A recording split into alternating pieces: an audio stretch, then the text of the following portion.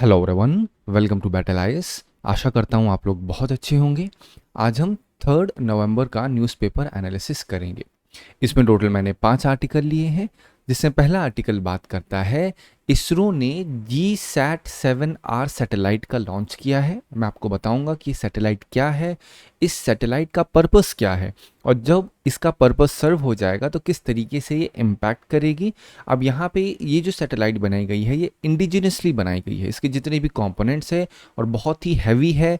मैं आपको बताऊंगा कौन से ऑर्बिट में इसको डाला गया है, फिर इससे कनेक्टेड जो PYQs उठे हैं वो भी आपके साथ में डिस्कस करूंगा। फिर हमारा नेक्स्ट आर्टिकल बात करता है केरला गवर्नमेंट ने प्लान किया है कि वो परमानेंट वाटर कमीशन को सेटअप करेगी। तो अगेन ये तो न्यूज़ हो गया, मैं आपको समझाऊंगा कि आखिर ये है क्या परमानेंट वाटर कमीशन।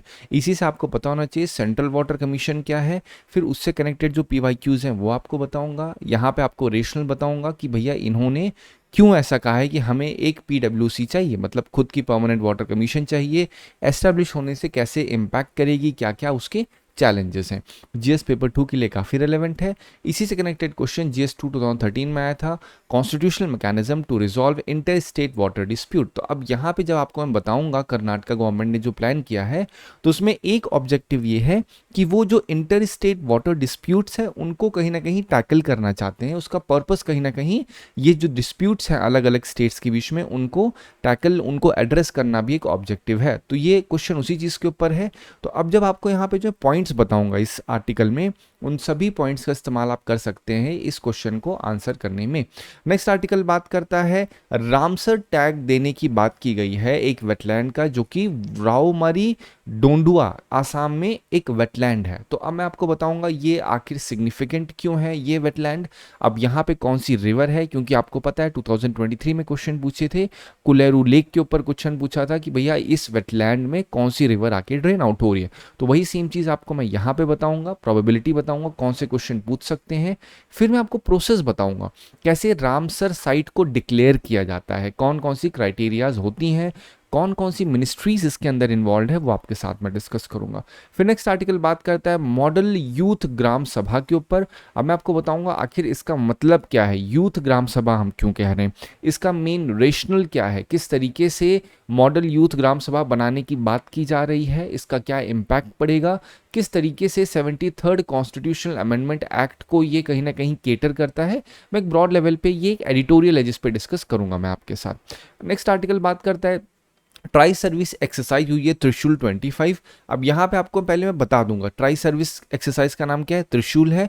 फिर मैं बताऊंगा इस त्रिशूल में क्या कोई पर्टिकुलर चीज हुई है जो कि हमें पता होनी चाहिए for prelims and for mains.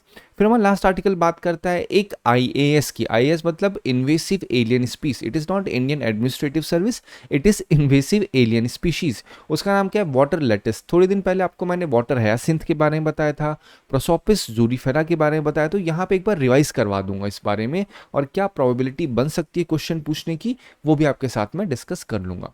इस पूरे आर्टिकल की समरी आप बैटल आईएएस के टेलीग्राम चैनल से डाउनलोड कर सकते हैं। चलिए स्टार्ट करते हैं अपना पहला आर्टिकल।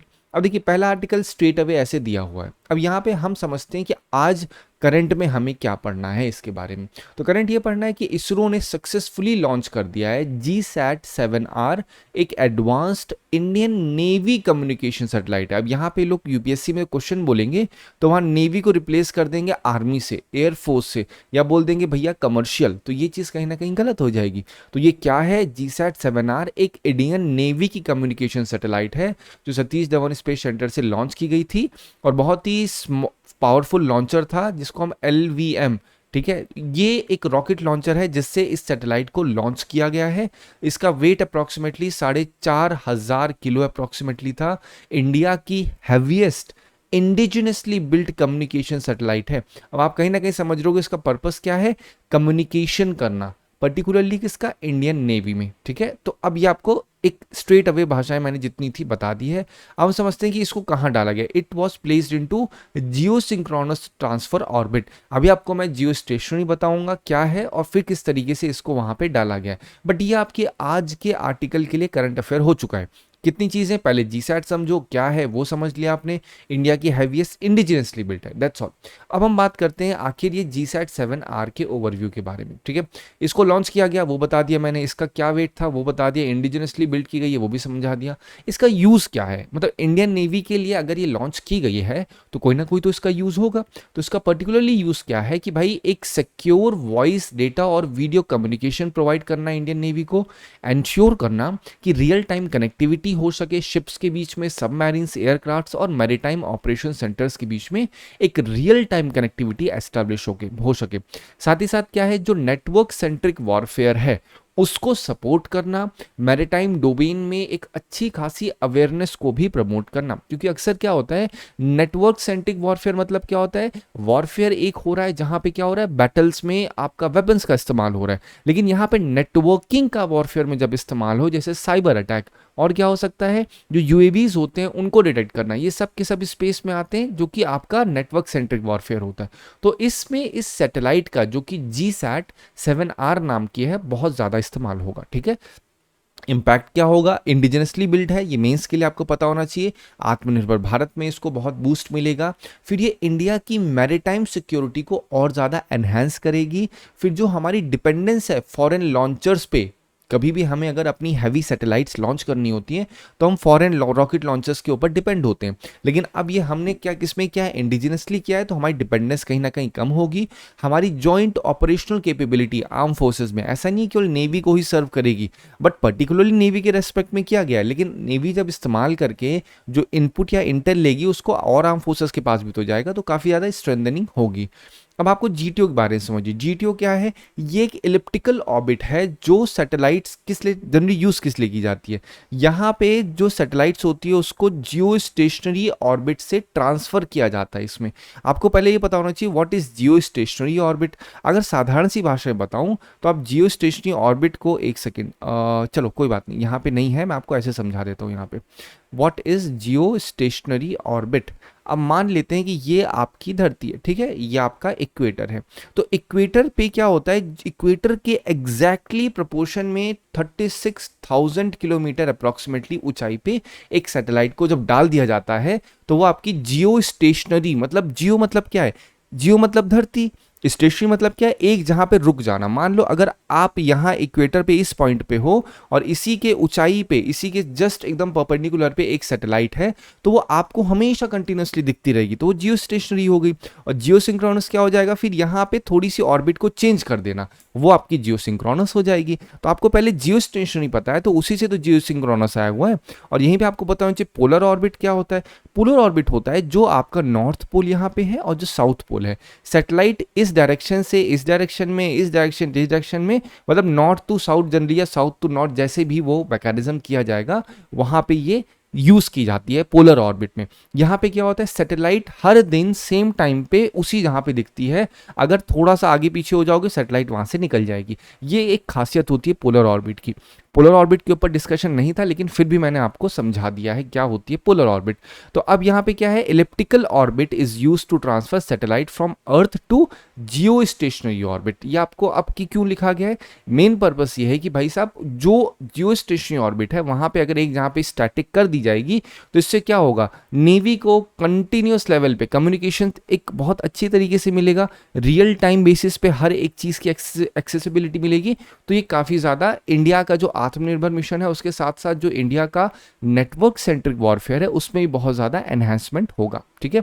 अब नोटिस करिए ये क्या लिखा है एमपीएससी में, जियो स्टेशनरी ऑर्बिट क्या है, अभी मैंने बताया 36,000 किलोमीटर अबव वाला है कि नहीं।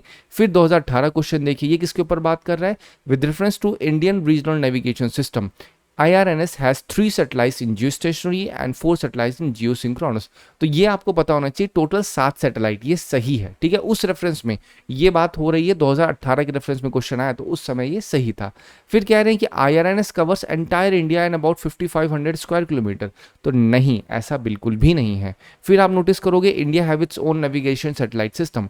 अब यहाँ पे एक चीज़ लिखिए कि इंडिया अपना खुद का उसका नेविगेशन सिस्टम हो जाएगा बाय मिडल ऑफ 2019, ऐसा बिल्कुल नहीं है, इसका one only is the right one. अब इसी थर्ड स्टेटमेंट के ऊपर किसके और पूछा गया, इंडिया का खुद का सैटेलाइट नेविगेशन सिस्टम। तो आपको पता होना चाहिए, जैसे जीपीएस आप देखते हो वो क्या है, वो भी तो एक सैटेलाइट नेविगेशन सिस्टम है। उसी से कनेक्ट करके 2023 में क्वेश्चन क्या पूछ लिया, which one of the following countries has its own satellite navigation system, तो Japan is the right one. अब नोटिस को 2018 में फिर से क्वेश्चन पूछा गया। क्वेश्चन क्या बोल रहे हैं, with reference to India satellite launch vehicles consider the following statement. अब ये पीएसएलवी और जीएसएलवी के ऊपर क्वेश्चन पूछा गया है, ये आपके लिए होमवर्क है। अब होमवर्क क्या है मैं आपको बताता हूं, आपको पता करना है what is PSLV, polar satellite launch vehicle, फिर जीएसएलवी क्या होता है ये आपको पता होना चाहिए, फिर इसी में मार्क 2 मार्क 3 क्या होता है ये आपको पता करना हो। ये तीन चीज जब आप पता करोगे तो बहुत आसानी से आपको समझ में आ जाएगा। इसमें एक और चीज आपको पता करनी है कि पीएसएलवी का यूज कब होता है, व्हेन PSLV इज यूज्ड, पहला क्वेश्चन ये रहा। फिर दूसरा क्वेश्चन हो जाएगा व्हेन GSLV इज यूज्ड। ये 3-4 क्वेश्चन सॉल्व करोगे, मतलब इसका आंसर करोगे आपको ये क्वेश्चन बहुत आसानी समझ में आ जाएगा। ठीक है, चलो अब हम बात करते हैं नेक्स्ट आर्टिकल पे। नेक्स्ट आर्टिकल बात करता है कर्नाटका प्लान कर रहा है एस्टेब्लिश करने के लिए परमानेंट स्टेट वाटर कमीशन। अब यहाँ पे बेसिक पर्पस समझिए, यहाँ पे जो डेप्यूटी सीएम है उन्होंने ये चीज कही है कि जो कमीशन हम बनाएंगे उसका पर्पस क्या है, वाटर डिमांड को एसेस करना और अवेलेबिलिटी देखना अलग अलग स्टेट्स में कितनी है वाटर की। ठीक है, मैनेज करना कावेरी वाटर का allocation to Bangalore for the next 50 years. ये क्या है, ये पर्पस है किसका, जो आपकी वाटर परमानेंट वाटर कमीशन बनाने की बात की गई है। इरिगेशन सिस्टम को स्टडी करना, cropping pattern, flooding, disaster water management, इसको अच्छे से करना।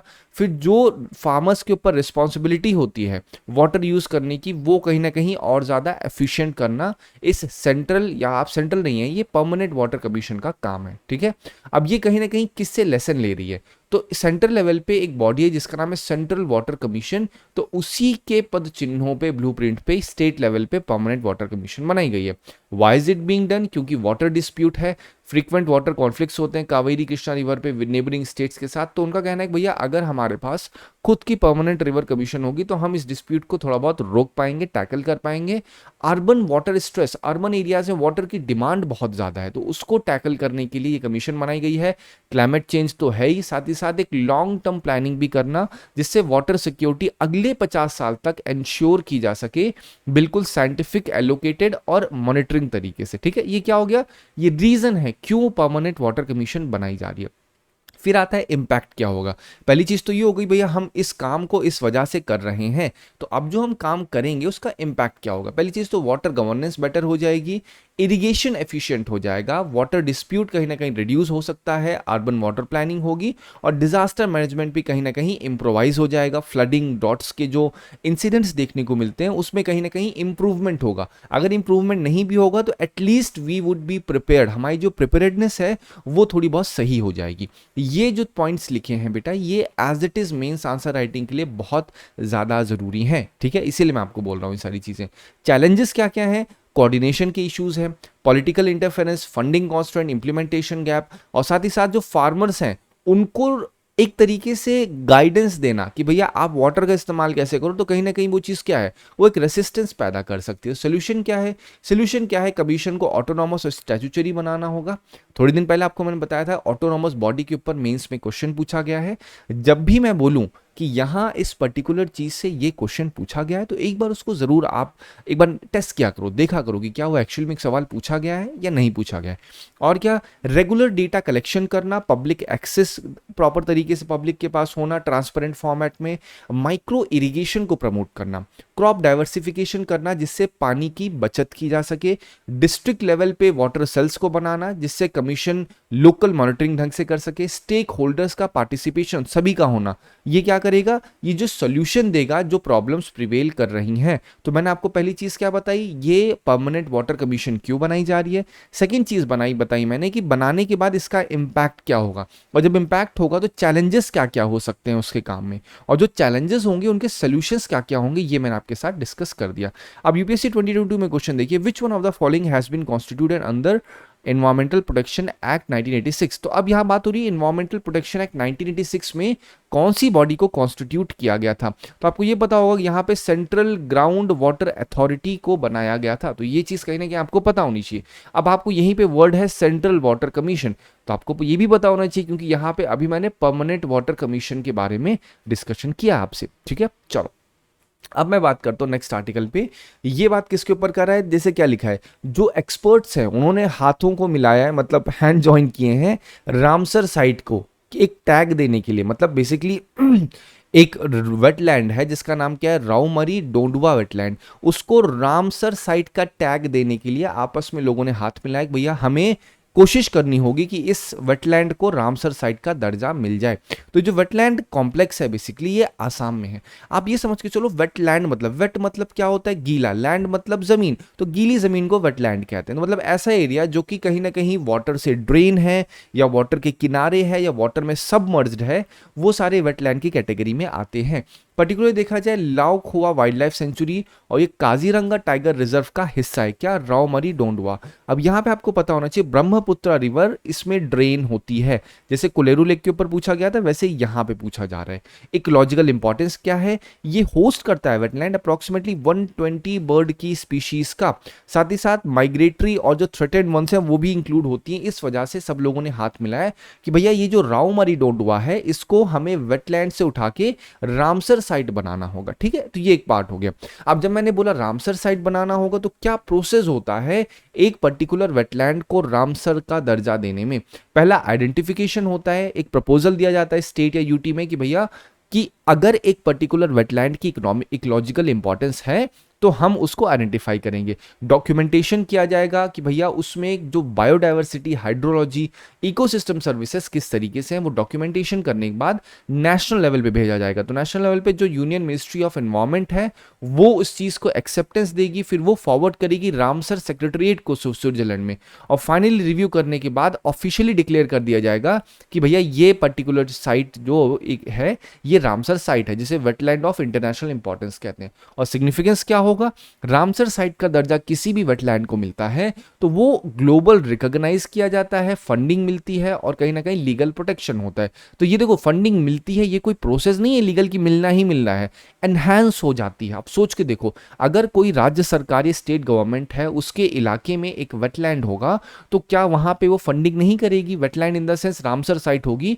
तो उसे भी पता है कि इसका ग्लोबल रिकॉग्निशन है, तो वो कोशिश करेगी भैया उसको फंडिंग की कमी ना हो। तो कोई लीगल प्रावधान नहीं कि फंडिंग देना ही देना है, बट कहीं ना कहीं कहा जाता है रामसर होने से फंडिंग एनहांस हो जाती है। फिर जो सस्टेनेबल कंजर्वेशन होगा प्रमोट होता है और इको टूरिज्म भी साथ ही साथ प्रमोट होता है अगर किसी पर्टिकुलर साइट को रामसर का टैग मिल जाता है। 23 का क्वेश्चन देखिए, या आपके लिए क्वेश्चन है, बहुत ही स्ट्रेट अवे क्वेश्चन पूछा गया है। Jhelum river passes through Wular lake, Krishna river directly feeds, हमेशा ध्यान रखिए यूपीएससी कुछ टर्म्स होते हैं डायरेक्टिव वर्ड्स जो होते हैं अक्सर यूपीएससी गलत करती है। डायरेक्टली फीड्स, हाँ, meandering of Gandak river formed Kanwar lake. तो जब भी कभी एग्जैक्ट इंफॉर्मेशन पूछी जाए यूपीएससी में कि ये एक्स काम वाई ने किया है या एक्स जो है this is equal to Y, तो वो हाई चांसेस होते हैं गलत होने के, ठीक है। चलो तो ऑलरेडी यहाँ पे देखोगे Jhelum river passes through Wular lake, तो ये स्टेटमेंट इसका सही है, तो only one is the right one. चलिए अब हम बात करते हैं नेक्स्ट आर्टिकल पे। इसके पहले भी एक क्वेश्चन था जो मैंने आपको बताया, आपके लिए होमवर्क दिया था। वो क्वेश्चन किस चीज के ऊपर था याद करिए, वो था कि आपको जीएसएलवी के बारे में पता करना है और पीएसएलवी के बारे में पता करना है और उस क्वेश्चन को सॉल्व करना है। एक बार जरूर उसको देखिएगा आप लोग, ठीक है। नहीं समझ में आता है मैं दोबारा से आपको जब क्वेश्चन कोई आर्टिकल आएगा in detail word by word वो क्वेश्चन समझा दूंगा, लेकिन अभी एटलीस्ट आपसे मैं जितना कह रहा हूं उसको कर लीजिएगा, ठीक है। चलो अब बात करते हैं इस आर्टिकल पे। ये बेसिकली एडिटोरियल है। ये क्या कह रहा है, विजन ऑफ मॉडल यूथ ग्राम सभा, मतलब जो मॉडल यूथ ग्राम सभा है, ठीक है, वो क्या होता है। पहली बात तो ये समझिए ग्राम सभा का मतलब समझो क्या होता है। अब पहले आपको मैं पूरा एडिटोरियल ऐसे वन वर्ड में समझा देता हूँ फिर टू द पॉइंट आता हूँ। तो हमको पता है जो इंडिया का डेमोक्रेटिक आर्किटेक्चर है वहां पे जो ग्राम सभा होती है उसका बहुत ज्यादा इंपॉर्टेंस होता है, क्योंकि वो क्या होता है एकदम ग्रास रूट लेवल पे होता है। अब इसकी पॉपुलैरिटी कब से बढ़ी है, इसकी पॉपुलैरिटी जो हुई है 73rd कॉन्स्टिट्यूशनल अमेंडमेंट एक्ट 1992 में आर्टिकल 243A में भी ये चीज ऐड की गई थी क्या होगा कि ग्राम सभा को पंचायती राज इंस्टीट्यूशन या पंचायती राज सिस्टम का एक फाउंडेशन कहा जाएगा। पंचायती राज मतलब आपको पता है ग्रास रूट लेवल पे गांव में किस तरीके से डेमोक्रेटिक डिसेंट्रलाइजेशन होगा या किस तरीके से वहां पे डेमोक्रेसी या कैसे वोटिंग की जाएगी। तो बेसिकली ये आर्टिकल बात कर रहा है कि वो हमें 1999 में हमने किया था, ठीक है। आज समय चल रहा है 2025। तो अब जरूरत क्या पड़ रही है, अब धीरे धीरे लोकसभा ने क्या किया है, लोकसभा ने भी इस चीज के ऊपर स्टार्टिंग कर रखी है कि किस तरीके से हम ग्रास रूट डेमोक्रेसी को और ज्यादा इम्प्रोवाइज कर सके। लेकिन अभी भी वो चीज एकदम फॉर्मल लीगल तरीके से नहीं की गई है। तो आर्टिकल कहते हैं कि भैया हमें जिस तरह से बाल संसद होती है, बाल संसद में क्या होता है, वहां पे लोग आते हैं, बच्चे आते हैं और संसद में एक उनके लिए बोलते हैं ना एक विजुअल पैटर्न बनाया जाता है जहां पे आके बैठते हैं और वैसे ही हर एक चीज मिमिक की जाती है। एक स्पीकर बैठेगा, फिर वहां मेंबर्स बैठेंगे, तो बच्चे आपस में क्या करते हैं, वही मेंबर जैसे एमपीस करते हैं वही काम ये भी करते हैं।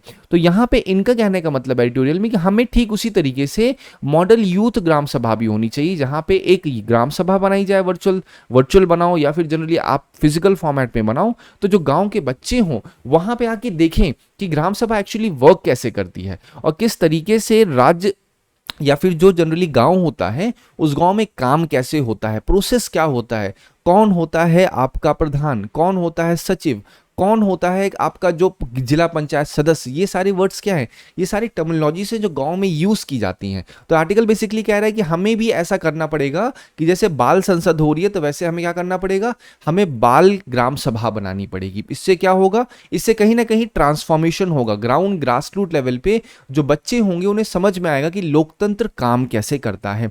तो मैंने सीक्वेंस में आपको बताया, पहली चीज क्या बताई कि आपका पंचायती राज आया गया, पंचायती राज लाने के बाद क्या हुआ, बाल संसद वाली चीजें होती हैं। लेकिन अभी आर्टिकल आपका जो एडिटोरियल है कहता है हमें यूथ ग्राम सभा बनानी पड़ेगी। तो इसके बारे में मैंने आपको डिटेल में कुछ यहाँ पे आर्टिकल पॉइंट्स नहीं बताए, मैंने आपको सिंपल एक थीम बता दिया थोड़ी सी देर में। आप पूरा पढ़ोगे 10 से 15 मिनट में पढ़ोगे, समझ में आएगा सर क्या हमें पढ़ना है क्या नहीं पढ़ना, पेपर के लिए क्या रिलेवेंट है, कंफ्यूजिंग हो जाता है। अब मैं बात करता हूं डायरेक्टली इंपैक्ट की 73rd अमेंडमेंट की। मान लो जो मैंने बताया थोड़ा बहुत आपको मिस हो गया हो तो ये तो आपको समझा ही देगा। तो 73rd अमेंडमेंट का एक्ट ओवरऑल क्या हुआ, ओवरऑल इंपैक्ट ये हुआ, लोकल डेमोक्रेसी जो है एकदम ग्राउंड लेवल पे वो मजबूत हो गई, सिविक पार्टिसिपेशन का पोटेंशियल बढ़ गया। आज अगर हम मॉडल यूथ ग्राम सभा की बात कर रहे हैं तो कहीं ना कहीं ये कहां से शुरुआत हुई है, इसकी शुरुआत 73rd से तो हुई है। एकदम डायरेक्टली तो 73rd में नहीं कहा गया कि मॉडल यूथ ग्राम सभा होगा, लेकिन शुरुआत अगर वो बीज ना डाला गया होता तो आज जो पेड़ बना है वो कहीं ना बनता। वुमेन और यूथ का एम्पावरमेंट हुआ किससे, 73rd से। ट्रांसपेरेंसी और अकाउंटेबिलिटी बढ़ी ग्राम सभा में, पब्लिक स्क्रूटनी लोकल प्रोजेक्ट्स में और ज्यादा सही हो गई, एजुकेशनल और सिविक अवेयरनेस भी मजबूत हुई। अब ये जैसे इनिशिएटिव मॉडल यूथ ग्राम सभा का है वो लोकल गवर्नेंस को एस्पिरेशनल बनाएगा, मतलब जो गांव में रहने वाले बच्चे हैं उनको बहुत क्यूरियस बनाएगा कि यार हमारे गांव में इस तरीके से रोड बनती है, हमारे गांव में इस तरीके से काम होता है। तो उनके अंदर एक क्यूरियोसिटी आएगी और वही क्यूरियोसिटी उनको लीडरशिप की क्वालिटीज अर्ली डेवलप करने में मदद करेगी। अब पॉइंट है चैलेंजेस क्या है, अवेयरनेस पार्टिसिपेशन एज यूजुअल। फिर क्या है, जो स्कूल है वहां पे करिकुलम ऐसा नहीं है जहां पे पार्लियामेंट का, ग्लोबल गवर्नेंस का या फिर पंचायती राज इंस्टीट्यूशन के ऊपर बात की जाए। कैपेसिटी का डेफिसिट है, अभी भी ट्रेनिंग फैसिलिटेशन उतना अच्छा नहीं है। सोशियो इकोनॉमिक बैरियर तो है ही, अभी भी इलाइट्स और जो अपर कास्ट के लोग हैं वो सारे के सारे क्या है, डोमिनेट करते हैं डिसीजन मेकिंग में। इससे क्या होता है, इंक्लूसिव डिसीजन मेकिंग रेस्ट्रिक्ट हो जाती है गांव के स्तर पे। अब इसका सोल्यूशन क्या है, मॉडल यूथ ग्राम सभा को एक्टिविटीज बना के स्कूलों में इंटीग्रेट करना होगा। पंचायत के रिप्रेजेंटेटिव को, टीचर्स को ट्रेनिंग देनी होगी कि वो पार्टिसिपेशन की क्वालिटी को और ज्यादा इंप्रोवाइज कर सके। डिजिटल प्लेटफॉर्म्स का इस्तेमाल करना होगा। फंड्स, फंक्शन और जो फंक्शनरीज हैं इनको और अच्छे तरीके से हमें डेवलप करना होगा लोकल बॉडीज का, जो लोकल लेवल पे काम कर रही है। फिर हमें ग्राम सभा का पार्टिसिपेशन एस्पिरेशनल बनाना होगा, मतलब जो बच्चे रह रहे हैं या जो भी है लोकल लीडरशिप, उनको एक अपने में अभिमान होना चाहिए। घमंड में और अभिमान में बहुत फर्क होता है, ठीक है। तो उनको अभिमान होना चाहिए कि भैया हाँ ये चीज है मेरे गांव की है, यहाँ मेरा सिविक प्राइड है और यहाँ पे मैं और कैसे काम कर सकता हूँ या कर सकती हूँ। तो इसीलिए हमेशा कुछ चीजें होती है ना जो आप मेंस आंसर राइटिंग में एज इट इज यूज कर सकते हैं। यहाँ पे इतनी सारी चीजें मैंने बताई, प्रीलिम्स का इसमें ऐसे पर्टिकुलरली कुछ नहीं था। प्रीलिम्स के लिए आप 73rd अमेंडमेंट तो पढ़ते ही पढ़ते हो, वहां पे जो चीजें हैं और क्या पढ़ सकते हो, आपको पैसा पढ़ना होगा। पैसा से क्वेश्चन पूछा गया है। पैसा क्या है, panchayat extension to scheduled areas, तो शेड्यूल्ड एरियाज कहाँ है, तुरंत आपके दिमाग में चाहिए शेड्यूल 5। फिर शेड्यूल 6 क्या है, ये भी आपको पता होना चाहिए, जहाँ पे नॉर्थ ईस्ट के बारे में आपको मैंने समझा रखा है। और क्या जरूरी है, यहाँ पे शेड्यूल्ड एरियाज होती है, मतलब ऐसी जगह जहाँ पे शेड्यूल्ड ट्राइब्स रहती हैं, वहाँ पे पंचायती राज के जो प्रोविजंस हैं या बेसिकली ग्राम सभाओं को शेड्यूल्ड एरियाज में शुरू कर देना। कैसे शुरू करेंगे, वहाँ पे चुनाव करवा के, ये जनरली होता है। ठीक है, तो पैसा एक्ट के ऊपर क्वेश्चन पूछा है, कौन सी मिनिस्ट्री भी पैसा को ओवरटेक देखती है, तो यहाँ पे ट्राइबल मिनिस्ट्री आपको पता होना चाहिए, क्योंकि ट्राइबल्स के लिए कहीं ना कहीं इसमें बहुत बड़ा योगदान होता है इस मिनिस्ट्री का। चलो हम बात करते हैं नेक्स्ट आर्टिकल पे। ये क्या कहता है, ट्राई सर्विस एक्सरसाइज। इसके अंदर बहुत ज्यादा कुछ नहीं है, टू द पॉइंट अगर आपको बताऊं मैं, तो ट्राई सर्विस एक्सरसाइज हुई है त्रिशूल 25। ठीक है, यहाँ पे क्या है जो कि बिगिन हुई है, बेसिकली ये नेवी के द्वारा लेड की जा रही है और इंडियन आर्मी एयरफोर्स दोनों इन्वॉल्व है। 12 दिन की एक्सरसाइज है। इसका मेन एम क्या है, आपस में तीनों की तीन सर्विसेज में इंटर ऑपरेबिलिटी बढ़ना, मतलब आपस में तालमेल और एनहांस होना, ज्वाइंट ऑपरेशन को मजबूती मिलना, नेटवर्क सेंट्रिक वॉरफेयर को मजबूत करना। मेन फोकस देखा जाए ज्वाइंट इंटेलिजेंस में है, सर्विलांस पे है, इलेक्ट्रॉनिक वॉरफेयर पे है, साइबर ऑपरेशंस और ज्यादा मजबूत करना, साथ ही साथ on top in tri services में, तीनों की तीन सर्विसेज में इंडिजिनस सिस्टम का इस्तेमाल करना, जिससे जो हमारी स्ट्रैटेजीज है वो आने वाली या इमर्जिंग सिक्योरिटी चैलेंजेस को समझ सकें, उनसे टैकल कर सकें और फाइनली उसी इंडिजिनस सोल्यूशन को निकाल के हम अपनी नेशनल सिक्योरिटी को और ज्यादा मजबूत कर सकें बेसिकली। ठीक है, तो this is all you what you need to know about this article. क्योंकि देखो यूपीएससी ने क्वेश्चन क्या पूछा है, पर्टिकुलर अगर कोई एक्सरसाइज होती है उस आर्टिकल मैथ्रिक के ऊपर सवाल पूछा गया, तो त्रिशूल पूछ सकते हैं, दो कंट्री का नाम दे सकते हैं, बट कंट्री नहीं है, इंडिया की ट्राई सर्विस एक्सरसाइज है।